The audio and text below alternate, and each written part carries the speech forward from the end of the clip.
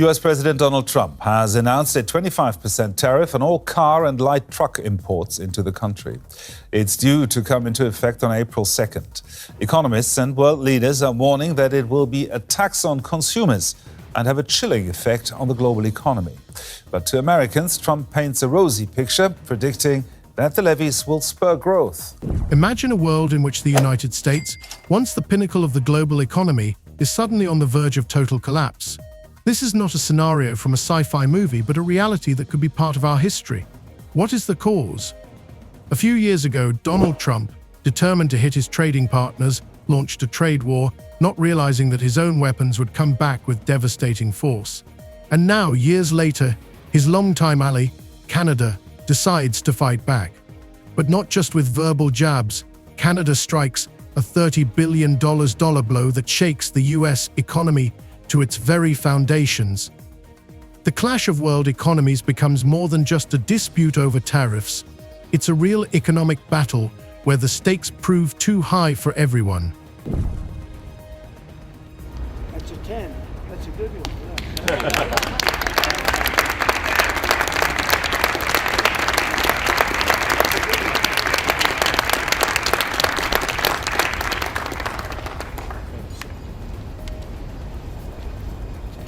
What happened?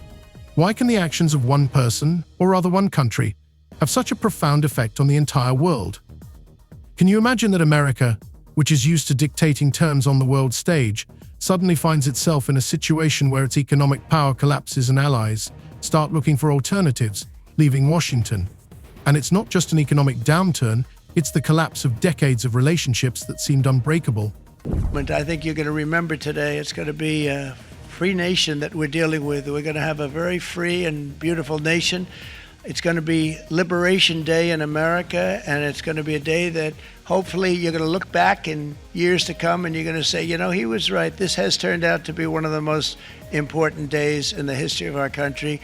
Canada, a peaceful and restrained nation, suddenly becomes a strategic player that finds allies among Europe and Latin America and decides not just to protect its interests, but to confront the world's largest economy. Tariffs on automobiles, agricultural products, and energy are just the beginning. And the moment America begins to feel the effects, Canada is backed by other countries and America itself faces economic chaos.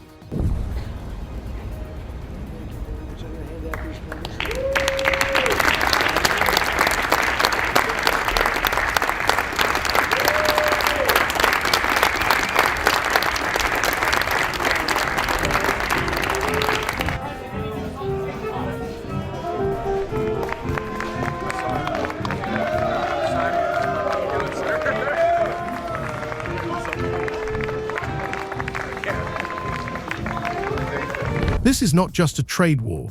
This is an economic weapon of mass destruction. Canada's brilliantly planned strategy, hidden from the public eye, is literally crumbling the foundations of the American economy. Falling markets, rising fuel and food prices, factory closures and mass layoffs. These phenomena are beginning to shake the country at every turn. America is losing its power and influence, and the rest of the world is changing the rules of the game. What seemed impossible is happening before our eyes. And in this struggle for economic power, America is the loser. After Trump imposed those sweeping 25% tariffs on aluminum and steel imports, the European Union retaliating with tariffs on up to $28 billion of U.S. goods. Trump making it clear this isn't over, vowing to respond in kind with sweeping retaliatory tariffs early next month. Think about it. What happens if this really happens? What awaits a country that for too long has thought itself invincible?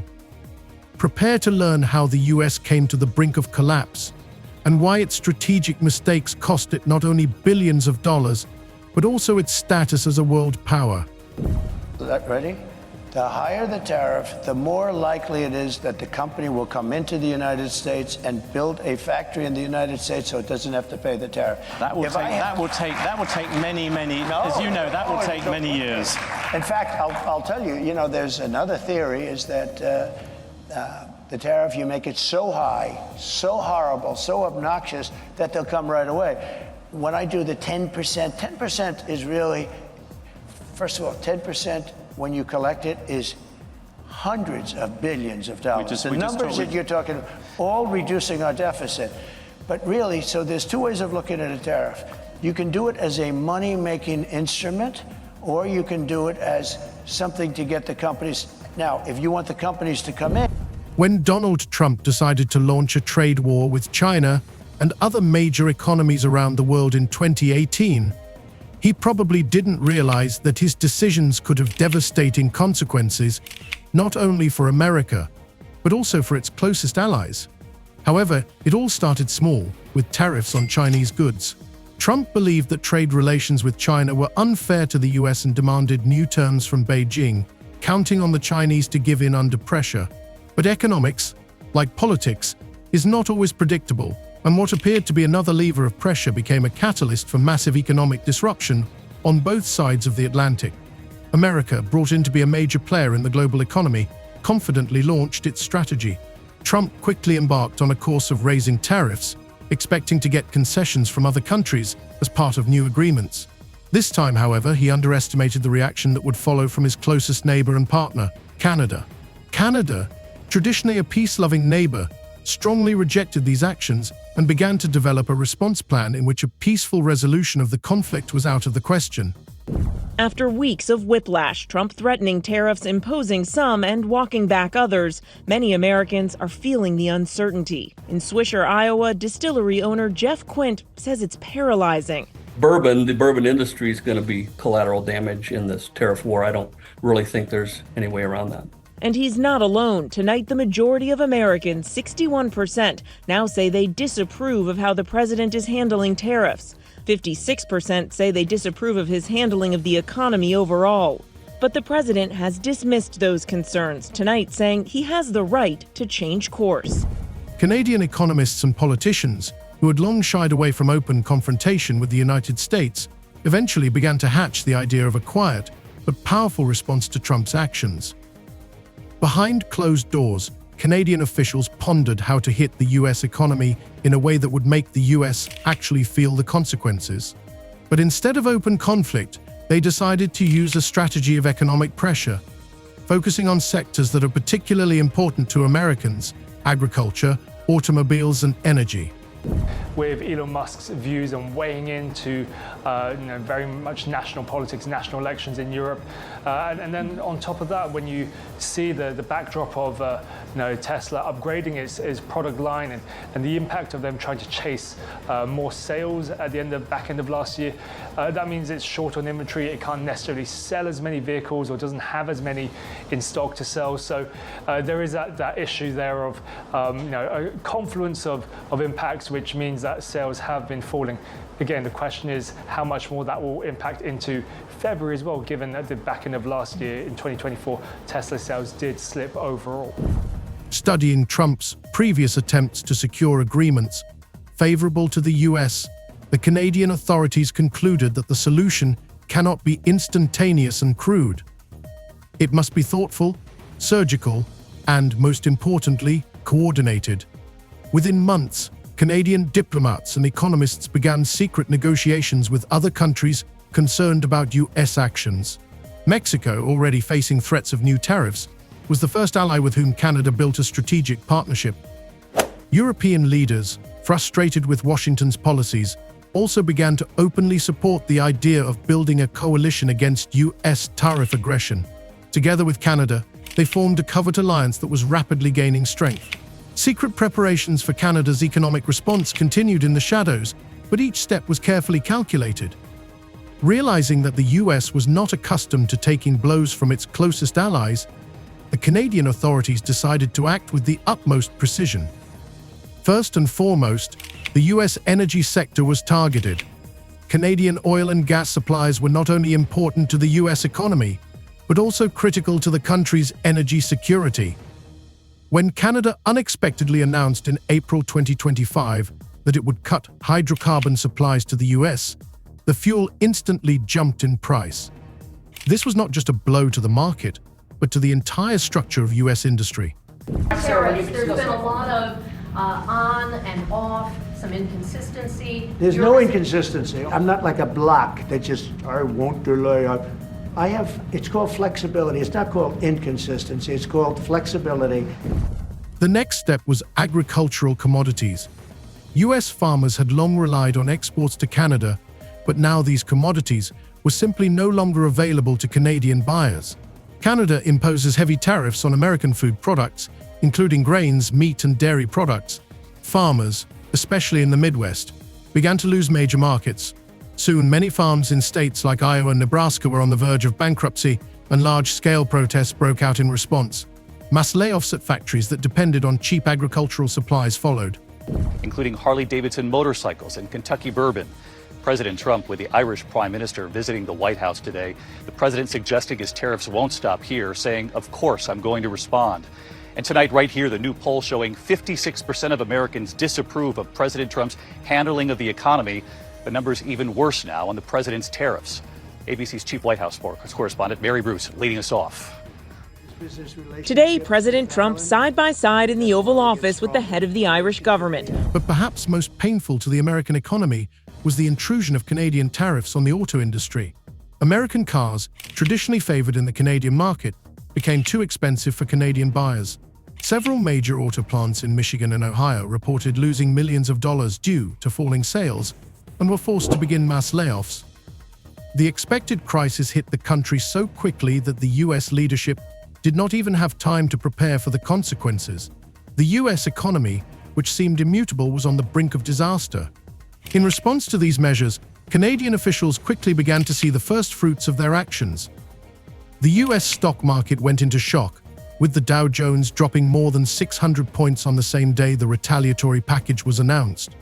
US investors, who had long ignored the opportunities of global trade, became nervous and money began to flow en masse into the more stable markets of Europe and Asia.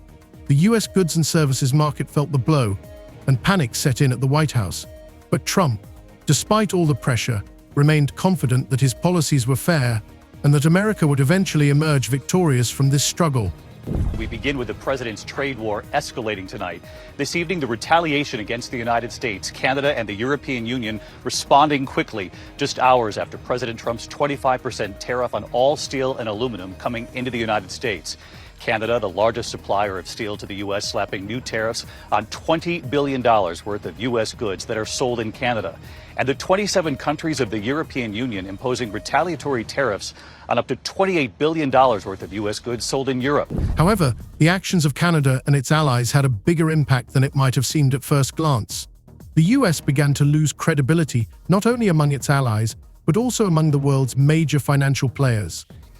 This economic war soon escalated into a complete destabilization of the U.S. economy, where the subsequent steps taken by the U.S. government seemed belated and ineffective. The Canadian strategy turned a covert economic attack into a clear threat to the entire American economic foundation. After Canada, along with Mexico and Europe, launched its economic attack, the situation in the U.S. quickly spiraled out of control.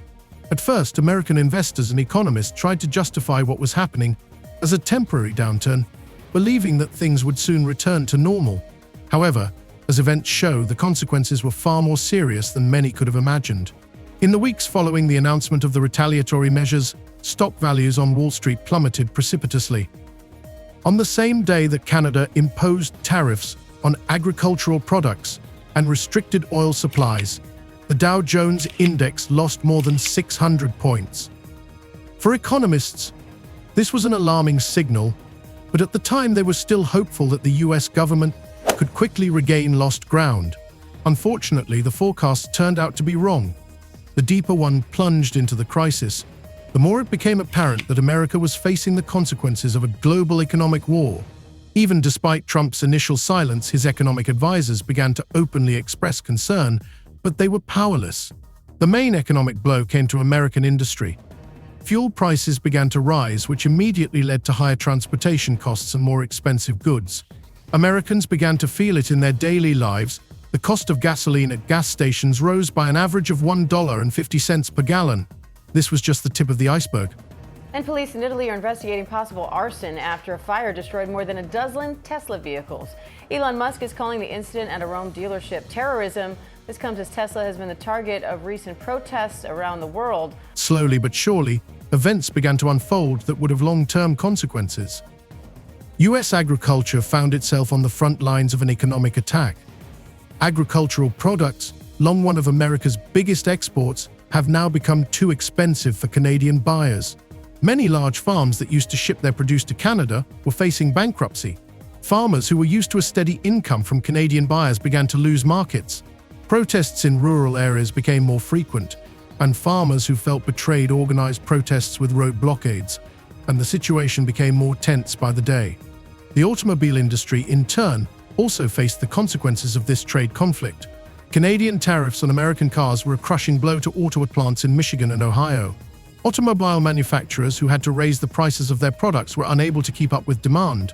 The same factories that had previously prospered now reported reduced car production and the start of mass layoffs. For local workers, this was a real shock. These regions, where industry had traditionally played a key role in the economy, became the epicenter of the crisis. Unemployment began to rise, and people who had been promised job security found themselves in a difficult position. Meanwhile, the reaction of financial markets became increasingly dramatic. In the weeks following the Canadian tariffs, investors began to lose faith in the stability of the U.S. economy. Shares of major U.S. companies were rapidly losing value. Many investors began withdrawing their funds, and as early as May 2025, the stock market lost more than 3,000 points amid the economic crisis. Panic gripped Wall Street, and with it the government, which found itself in disarray. Trump, who up to that point had confidently declared that his trade strategy would lead to victory, now faced a harsh reality. His economic advisors, who had previously supported his plan, began to argue more and more about the future strategy, but all their suggestions came too late. The more likely it is to have them come into the higher the tariff, the more you're going to put on the value of that piece, those goods, the higher people are going to pay in shops. More dangerously, the economic crisis was beginning to be felt not only by big industry, but also by ordinary Americans. The prices of foodstuffs such as milk, bread, and meat began to skyrocket.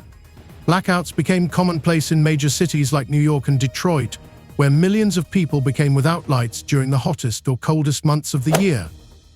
Those who had recently complained about high utility bills now faced a whole new level of difficulty trying to survive the economic collapse. For ordinary Americans, this has been a real challenge. Families who were used to a relatively stable life began to face financial hardship. Protests and strikes became more frequent, all against a backdrop of growing discontent over Trump's policies. People were demanding change and frustration, but the president, as well as his closest aides, were unable to offer a solution. Under such circumstances, it became clear that America was sinking into an economic collapse, the effects of which would be felt for a long time to come. They're doing what they should be doing, perhaps, for the European Union, but it does create ill will. And as you know, we're going to be doing reciprocal tariffs. So whatever they charge us, we're charging them. But the problems did not end there. It soon became apparent that this economic crisis was not limited to the United States. Countries that had previously considered America a reliable partner began to reconsider their relations with Washington. Canada, taking advantage of the situation, consolidated its economic position in the international arena. Mexico, which also suffered from American tariffs, decided to move more actively towards European and Asian markets. Europe, discouraged by Trump's actions, strengthened its position in global trade by forming new alliances and negotiating new agreements. But most troubling for the US was that China, which has always considered America its main competitor, seized the moment to forge a long-term relationship with Canada. When Trump announced new tariffs on Chinese goods, China began investing in Canadian infrastructure and energy in an effort to strengthen its position in the global economy. This meant that the US not only lost economic power, but also witnessed its strategic influence in the world fading rapidly. The crisis in the US turned out to be not only economic but also political. The magnitude of the economic catastrophe led to deep divisions in society.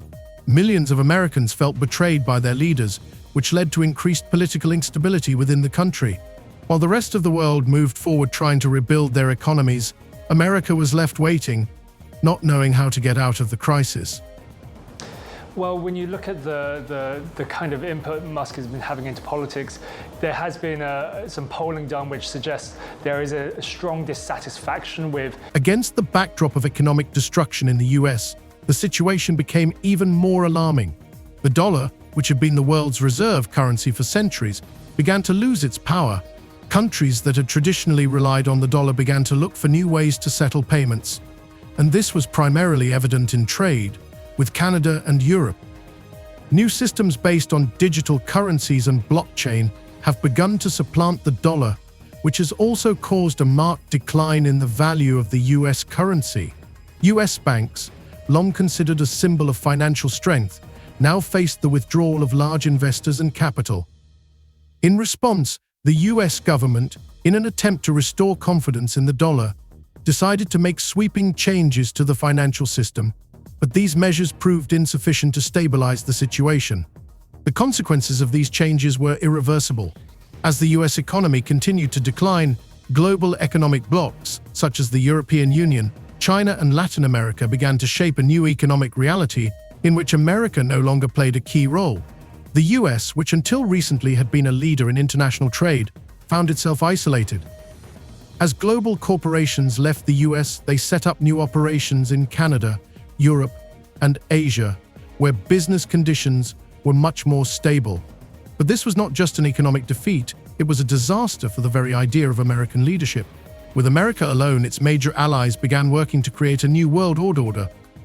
Countries that had once worked closely with the US were now building more stable and long-term relationships, while America remained politically and economically isolated. The global reality that emerged from this economic catastrophe was quite different. America had lost its role in the global economic community, and it was unclear whether it could regain its lost ground or remain forever overshadowed by the New World Order.